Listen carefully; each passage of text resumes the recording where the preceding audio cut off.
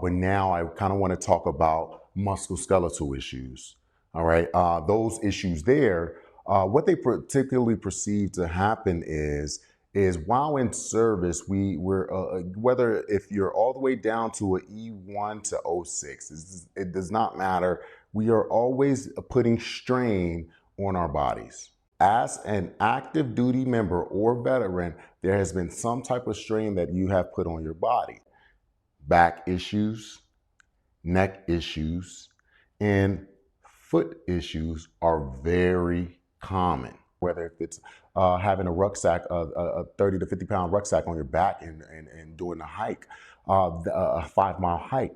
Well, what do you think that does for your back? Well, what do you think that does for your feet? What do you think that does for your knees? It creates issues. Hello and welcome to the Prepare to Compete podcast, where we talk all things VA benefits, real estate, entrepreneurship, and more.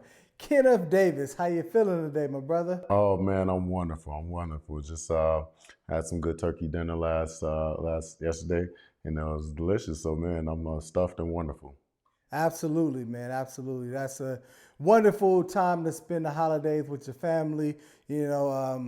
Happy holidays to everyone that celebrates Thanksgiving, Christmas, Hanukkah, Kwanzaa, all the different holidays that are coming up this holiday season. It's really amazing to just take the time to kind of reflect and spend with family and, really just, take pride in those moments and kind of look at the accomplishment of the year and just really like, wow, it's been 12 months already. We're going into a whole new year soon. True indeed, right? 2024. Who would thought we'll be saying that, right? 2024. That's incredible. But yeah, man, just having that time to try to spend with loved ones, whatever you celebrate, it's always great to make sure that you spend that time with the people that love you and that you love the most as well. Absolutely. So yeah, we have a very good show for them. You guys can see we keep improving the setup, man. We got this big TV behind us now. We got this wonderful artwork here.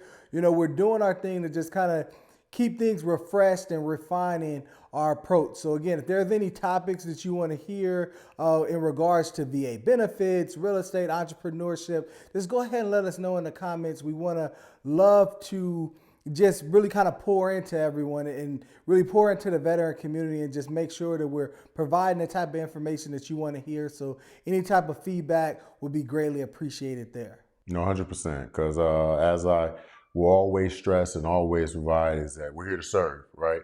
So if there's specifically anything that you guys want to touch on, again, reach out. Absolutely. So yeah, today we have a pretty good show for you guys. We've been doing some things in regards to some interviews where Kenneth was able to have some really powerful interviews from some Navy veterans. So they'll be coming down. You guys will be able to see that. Of course, we have the ebooks that are coming out soon, and you guys will be able to have access to that as well. So doing some amazing things for the community. We're really excited about 2024 and kind of all the things that we can bring there, but we definitely don't want to mess with our bread and butter, right? And educating you guys on the VA disability benefits and really, how life-changing those benefits can be. So, today we wanted to kind of take the time out to highlight the top 10 VA benefits that veterans are qualifying for. And I'm sure, Kenneth has a lot of insight regarding that and going to be able to break down some things for us today. Yeah, most definitely. There's so many different aspects in regards to benefits, right? As you touched on, right? We want to talk about what is primarily getting service connected. What are the things can veterans be able to, instead of going for some type of a skin condition, can we get something that we can replace that with that can possibly be service connected? So we're going to go ahead and talk about a few of those things. Ultimately, we want to make sure that obviously this isn't for everyone, right? It's not a cookie cutter situation, but we just want to talk about the things that the VA is most representative and the most is most things that are having positive outcomes. Okay, so I do want to touch on one, right? Because we tend to slightly skip over this a lot because I think as young men and women in service, what happens is that you're pretty young at that time, right? However, we're exposed to so many hazardous noises.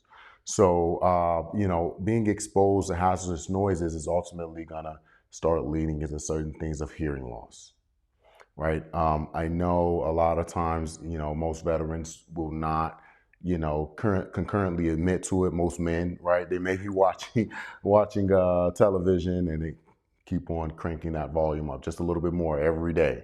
So with that being said, hearing loss is one huge one, right? So hearing loss, being able to make sure that that when trying to get service connected for hearing loss, make sure that you're explaining again how hearing loss is affecting you and your life, your lifestyle.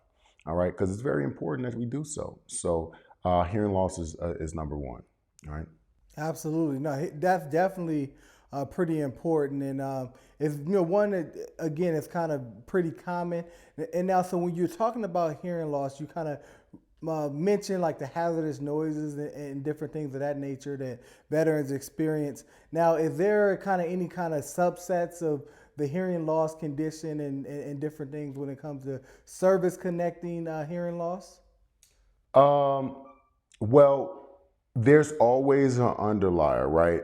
So when typically with most injuries, you're gonna could possibly have something that can be, I guess, a secondary in nature or something that is most common that should happen in reliance of that. So with hearing loss would be again a tinnitus, right?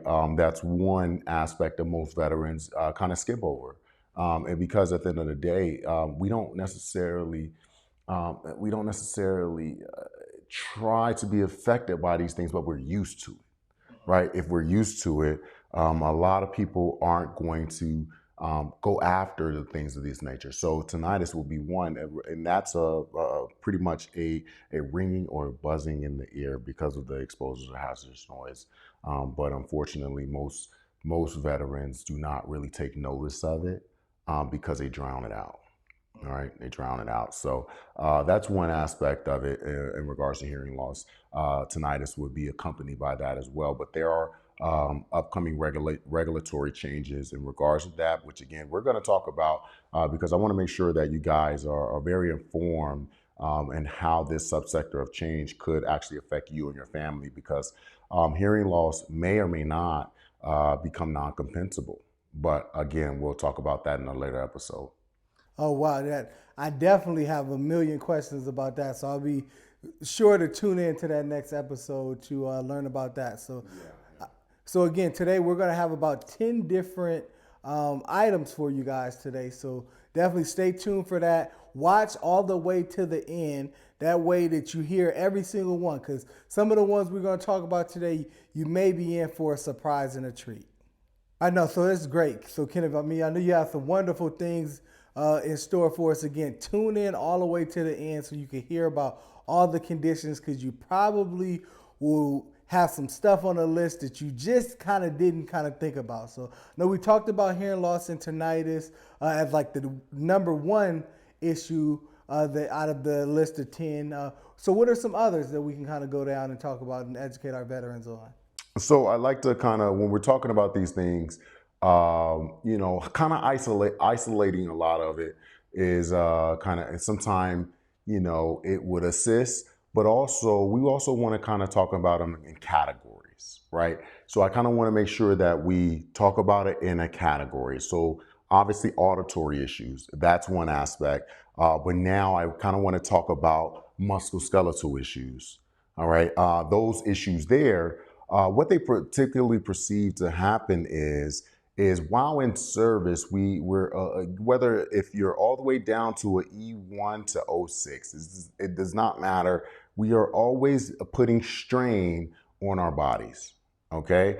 As an active duty member or veteran, there has been some type of strain that you have put on your body. So with that, having such issues such as knee issues, right? Back issues, neck issues, and foot issues are very common.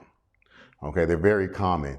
So just prime example, right? We speak to so many veterans on a regular basis. But having a veteran, having a veteran doing physical training. This physical training is running, jumping, jogging, standing, doing things of that nature on a regular basis, right? Whether if it's having a rucksack, a 30 to 50 pound rucksack on your back and doing a hike, a 5 mile hike. Well, what do you think that does for your back? Well, what do you think that does for your feet? What do you think that does for your knees? It creates issues, right? It creates pain. It creates a perspective where you are not able to function at a regular level as you normally would. So I would go to say that the issue of knees, back, neck, foot issues are most common when speaking about musculoskeletal issues. All right. So I want to make sure that we highlight that because a lot of people are not understanding with the groupings. That's how a lot of decision makers or raters are taught in subcategory groupings. But individual issues, you align each individual issue through regulatory information, such as the CFR, such as referencing the M21 manual. So you have to go to a grouping subcategory of individual issues of such as musculoskeletal issues, such as knees, back, neck, and feet. Okay. Absolutely. Mhm. Okay, no, that's great. That's definitely great to know. So now, with some of these physical issues and ailments, it gets, yeah, I guess complex and kind of convoluted sometimes because you can say, well, hey, well, I mean, the veteran was going to get older anyway, right? And eventually you're going to have back problems as we age, knee problems as we age, Mhm. different things of that. So how do you differentiate what's from service and what wasn't from service? Well, that's a great question, first and foremost. So when we're talking about these things, I want you to understand that as you age, progressively things happen, right? Such as back pain, knee pain.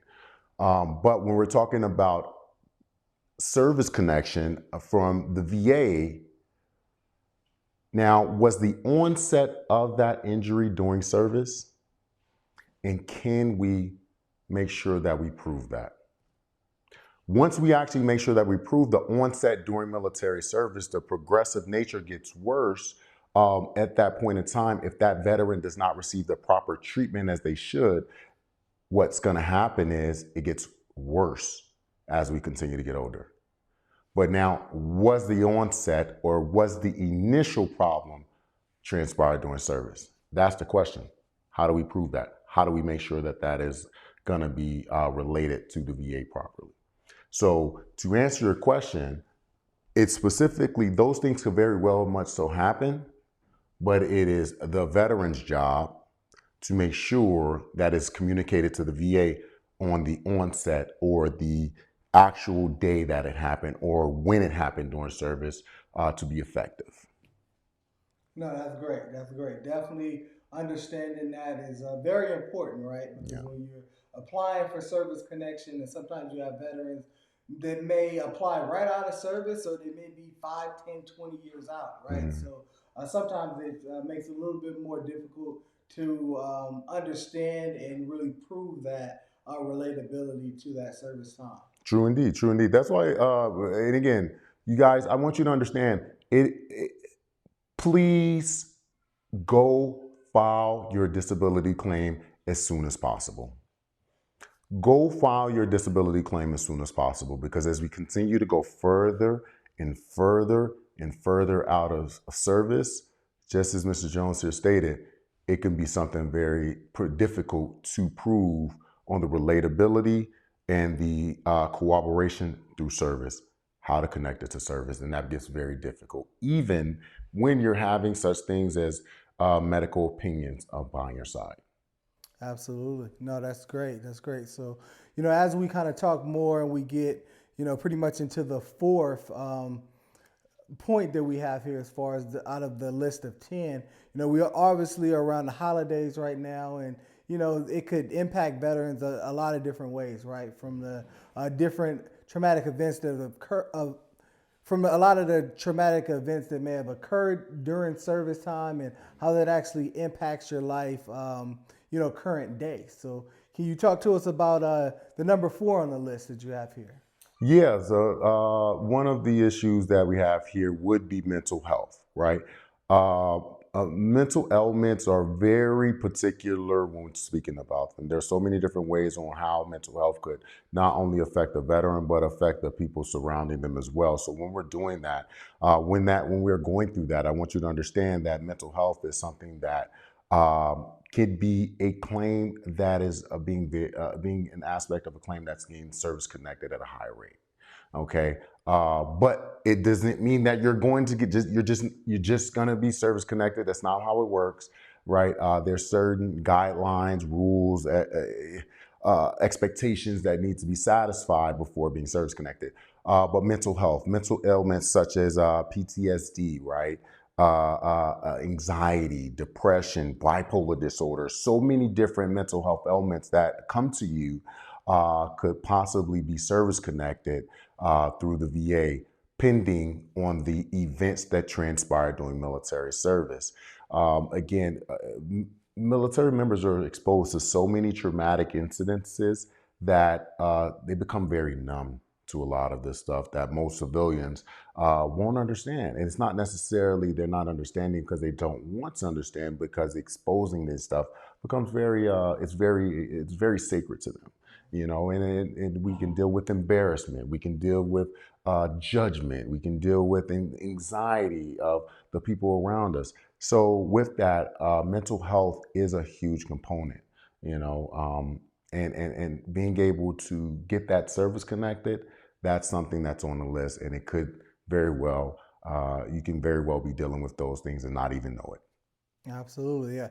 That's why it's always very important to go speak to your physicians, right? And speak to mental health professionals and just let them know that what you've been going through in service and what you've been going through in life, and don't try to self-diagnose yourself, right? Leave it in the hand of the professionals.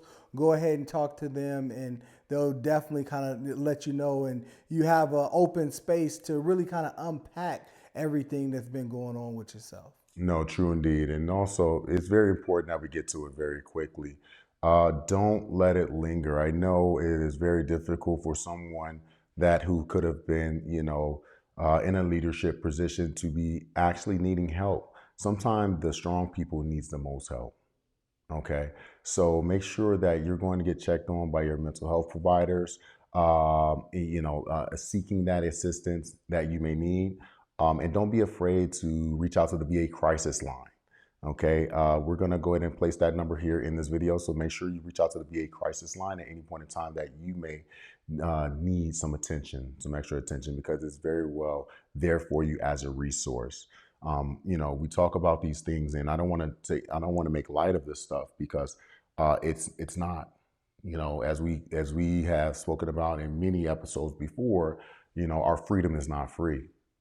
And these are some of the actual things that our veterans go through on a regular basis behind curtains and behind the closed doors. So with that being said, make sure that you're taking the time to make sure you're well aware of what you're going through and seeking the proper attention.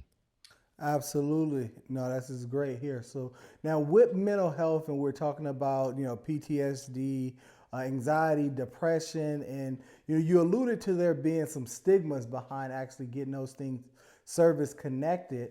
And we won't go too far into like individual unemployability and different things like that. If you want to check that out, definitely we have other videos that delve into that. But I wanted you to kind of unpack a little bit more about the stigmas regarding that, and especially for an individual in a leadership position, right?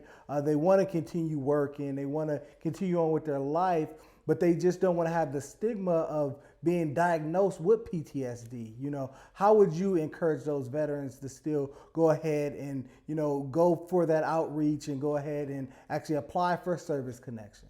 Well, great question. Great question. There's so many different stigmas behind mental health. When we're talking about mental health, everyone, we're talking about it in a component where it can be at the lowest level severity, it can be at a higher level severity. Whatever your severity is, there shouldn't be any judgment or restrictions, particularly. Okay, obviously, each private or privatized organization or federal agencies has their guidelines on being accepted in an employment position. But typically, it doesn't affect most professions. Okay, it does not affect most professions, even though some may think it will.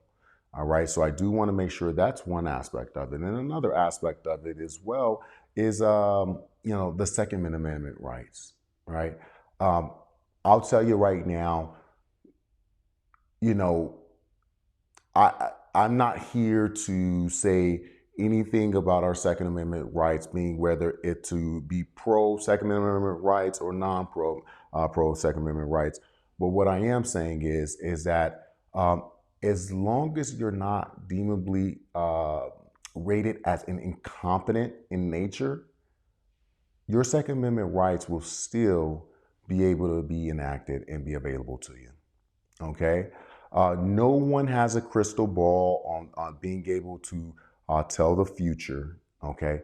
But your Second Amendment rights will be available to you if, again, you're rated for a mental health ailment without being rated incompetent. How do you be rated incompetent? Well, how we do so is not being able to manage your financial affairs, okay, which will deemably rate you as incompetent or have some incompetency tied to it, okay? Not being able to take your medications, okay, as noted, at that point, you could be rated incompetent, okay? But once you're rated incompetent, it is not in finality. Okay, you can challenge that. Okay, and by providing evidence to show that your competency. All right, but we can get that's an entirely separate section in itself, which we'll get more into. But with that, that's a second stigma that typically aligns with that. And I think the third, ultimately, is judgment. Judgment. We don't want to be judged by our peers, by our comrades, our colleagues. We don't want to be judged. So when I tell you, when we're talking about embarrassment or judgment of a mental health ailment, 9 times out of 10, if there were a brother or sister in arms, they're probably dealing with some of the same things that you're dealing with. So never be afraid. Never be afraid. Be a leader. And now go ahead and get your care that you need, and also get what you deserve because you were exposed to some things that may or may not be traumatic to yourself. Awesome, Kenneth. Awesome. So yeah, we're definitely halfway through with the list here, and now I really want to kind of delve into and make sure the audience kind of understands where this list of the 10 most service connectable conditions, where this report and list coming from. What prompted us to actually put this list out, and why these 10 conditions. Oh, that's great. So I want you guys to always understand.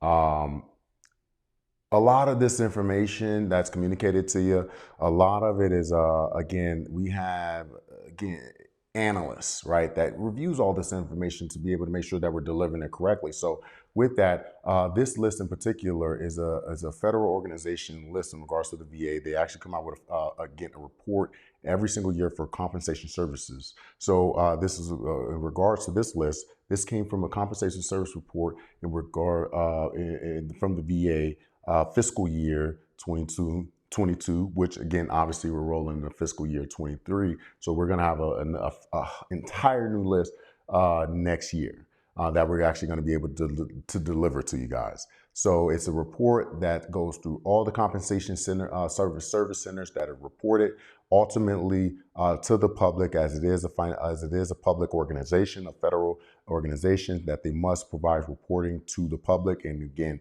we're able to review and analyze all that information to make sure that we deliver to you guys in a more digestible manner. Absolutely great. So now, what we're basically saying is we didn't just make this list up ourselves, No, right? sir.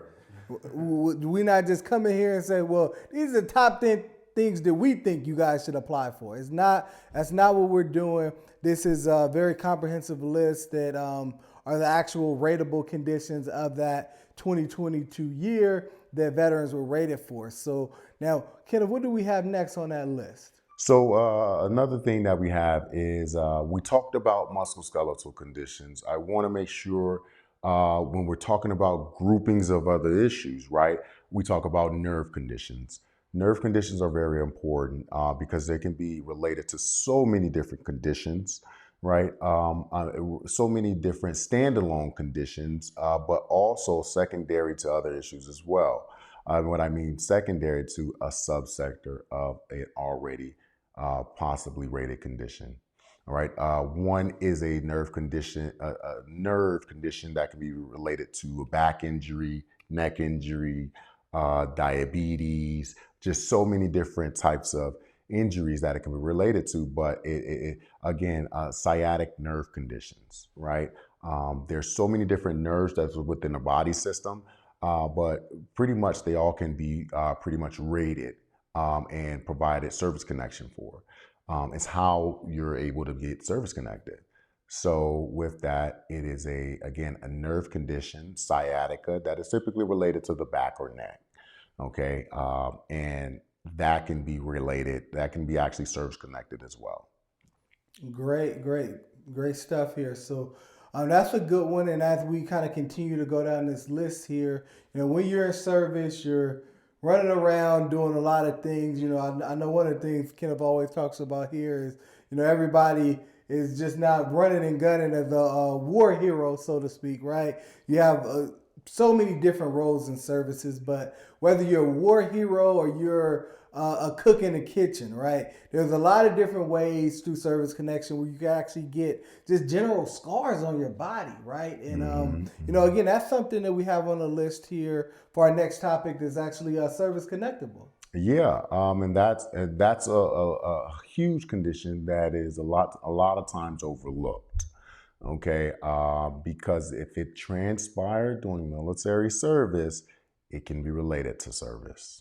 Okay, if it transpired during military service, it can be related to service. So when we say that scar conditions, there's so many different types of scar conditions that happen.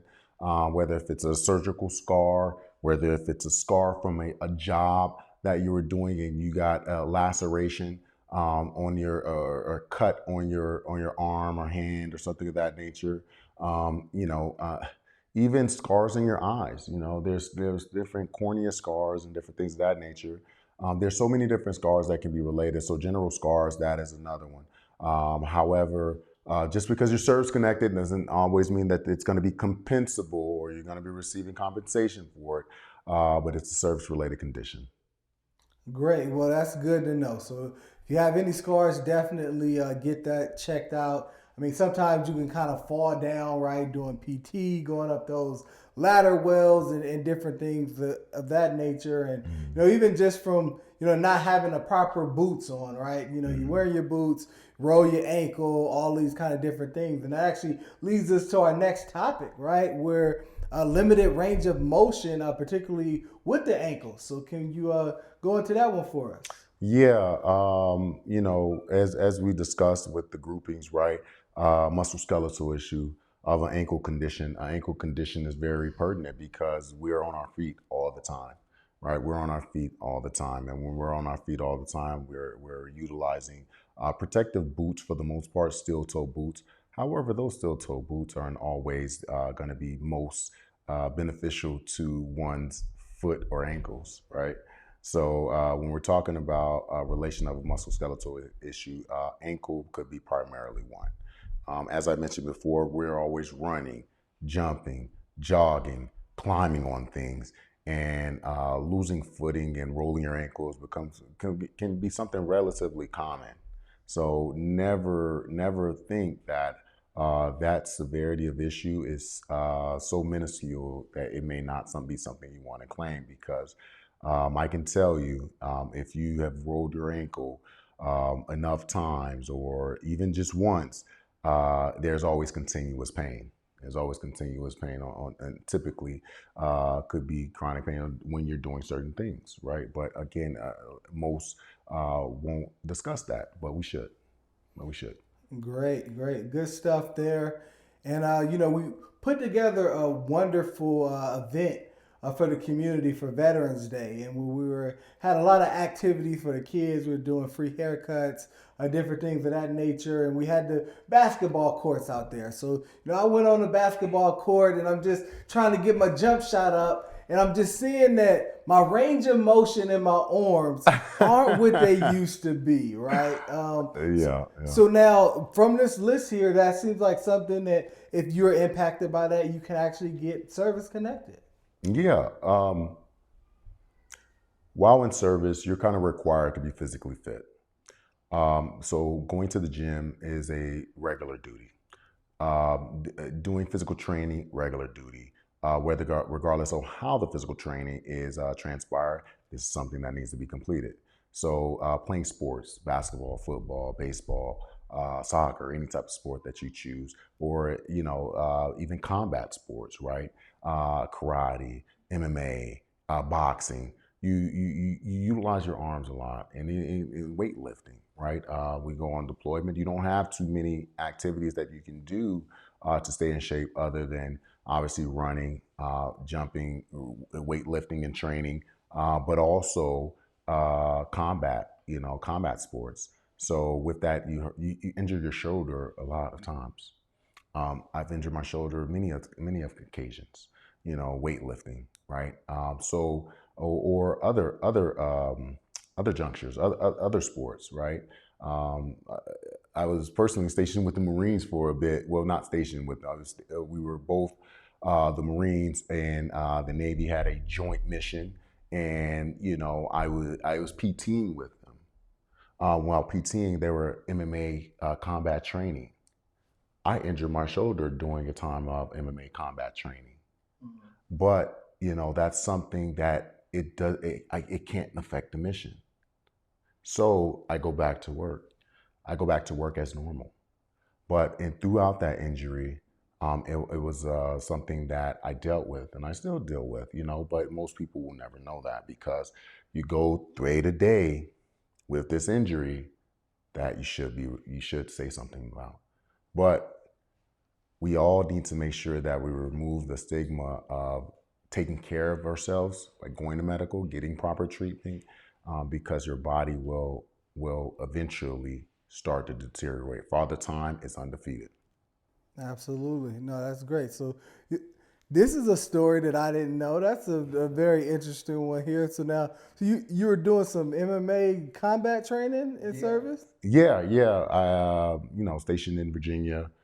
During that time span, I was doing a TDY, right, temporary duty. So at that time frame, I had the great pleasure of working with some great Marines, and doing those relationships. We used to PT together, right? And PT, they had a little bit more rigorous PT training, but it was great. It was MMA training, and I did injure myself, and it was something I dealt with, but it wasn't something that kept me out of the mission. It was just an injury that lingers, and it will continue to linger today. Got it. Sounds like you might have lost some of those rounds in there, man. Uh, you know, I'll I'll let the audience that was there to be the judge. Okay, all right, sounds good. Sounds good. I mean, maybe because I haven't heard the story before, you probably were PTing with some of your other Navy guys as well, and if too many people would have got the best of you, I'm sure I would have heard about it by now. Yeah, well, that during that period, I was actually myself. I was actually um, there due to the fact of a ankle injury I dealt with. So I was, but I was actually very a crucial piece in the mission of making sure that we supported our ship. So that was something that when working in air department and supply, making sure that all the air department parts were there on the ship, supporting them on deployment. So at that time frame, what happened was I did injure myself. Being out there, I was there pretty much as the leading petty officer. So, with being the leading petty officer, it's you and your team. But at this time, a team only consisted of two personnel. It was two personnel and obviously our officers. So, you were pretty much the go-to person at all times. So, throughout this injury, mission must continue. So there was nothing that I wanted to complain about, because at the end of the day, mission needs to be complete. Absolutely. Mission complete, and you're there to serve. And, definitely, it sounds like it could be some stressful times and, different things going on. And, when you have different type of stress, whether it's work related or whether it's from any type of injury, you can start developing headaches or migraines, right? Which I think we have on our top 10 list here, number 10 here. So can you kind of go into the different headaches and migraines that service members may deal with? Okay, yeah, most definitely. Great segue, great segue. So, but yeah, so when we're talking about our groupings, right, this would typically align with the neurological conditions, because headaches, migraines are typically related to issues neurologically, right, or could be related neurologically. Again, I'm not a physician, I'm not a doctor, I'm not diagnosing or anything of that nature. But when we're talking about these groupings in nature, this is how some raters are trained, right? So these are, again, any type of diagnosis beyond that, that is for physicians to diagnose. I am not a physician by any means. But typically, it will line under a neurological condition. With it being a neurological condition, this is something can be you can be affected by just with any type of ailments. Again, it can be related to a mental health issue, right? It can be related to a disease such as diabetes. It can be related to traumatic brain injuries. It can be related to so many different things, or it can be just itself that you deal with migraines or headaches, because neurologically, that's just how your body is wired. Just like everyone's military service isn't cookie cutter or the same. Well, let me tell you, everyone body isn't the same either. So with that, everyone has different effects. So migraines, headaches are something that is it can be service connectable at possibly a more higher rate than normal. Absolutely. No, that's great. So now, thank you for sharing this list with our viewers here. Now, if there's one takeaway they should leave with, okay, now I know what were the most common 10 conditions now, right? Our viewers are well aware of that now. So what should they be doing with this information moving forward as their next action step as they kind of go and, considering their journey of service connection? I would say start now. Start now. No one is going to advocate for your disability like yourself. One, you know your story, you know what your severity of injuries, and you know what you deal with. Start now, because it could be a long journey. You never know.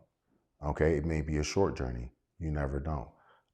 But dealing with military members, a lot of military service members are not privy to a lot of this information. But not only not being privy to the information, they're not starting. We need to start, because this is something that you deserve. Okay, these ailments that you currently deal with on a regular basis, this is something that you deserve. You did your military service, and now it's time to enact your benefits that's afforded to you. It is not something that is a welfare, and it's an exclusive benefit that has been offered for some of the elite group people in the nation. Okay, those who have served our country. Start now. Absolutely. Well, thank you for that, Kenneth. And if you actually need help getting your process started, again, here we're at Veterans for Veterans. We're able to, help support you through your service connected disability application process, and really provide the education for you, but also if you need additional support as far as consulting regarding that, we are a resource for you. Our information is in the description. Definitely reach out to us, schedule a free consultation. We would love to help and support you. And if you just have any general questions for us, you can go ahead, schedule that consultation, or if the whole group can benefit, please go ahead and leave a comment and we'll be able to answer that question for you. And it could be forever answered for everyone watching this video, and we'll greatly appreciate you for doing so. Yes, sir. All right. Well, we appreciate you guys for watching this segment here. We have some more exciting stuff for you going into 2024. There's a whole new pay scale and different things going on. Where's the money? How much money? Is it increasing, decreasing? What's going on? We're going to break that down for you in the next segment. Prepare to compete. Hey, we'll see you in the next one.